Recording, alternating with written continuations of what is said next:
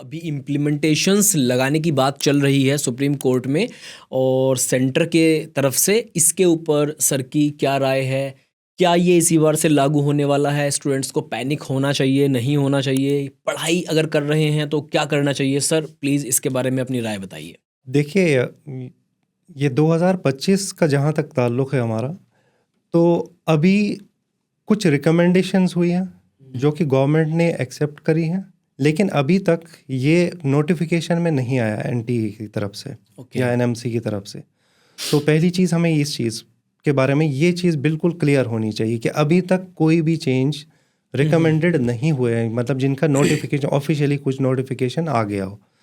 And जहाँ तक लग रहा है कि इस साल काफ़ी कम उम्मीद है कि इसी साल से ये जो 2 फेज़ वाला चीज़ें हैं या हाइब्रिड मोड में टेस्ट होने के, काफ़ी कम उम्मीद है कि ये शायद हो पाए 2025 से 2025 से बहुत कम हो, क्योंकि इसके लिए प्रिपरेशन बहुत सारी चीज़ें करनी पड़ेगी। 20 लाख से भी ज़्यादा स्टूडेंट्स एग्जाम दे रहे, इतना ईजी तो नहीं रहेगा शायद। जी बिल्कुल, ये बहुत मुश्किल है, क्योंकि आप सोचिए 20 लाख के लिए आप दूसरे एग्ज़ाम से मत कंपेयर करिए। आप जेईई का करते हैं, ठीक है, वो कंप्यूटर बेस्ड है, तो सेंटर्स बहुत कम है, अर्बन सेंटर्स है हमारे। जब 20 लाख का ये नंबर जो आता है, तो अर्बन सेंटर्स के साथ साथ रूरल एरियाज़ में भी करने की वो है।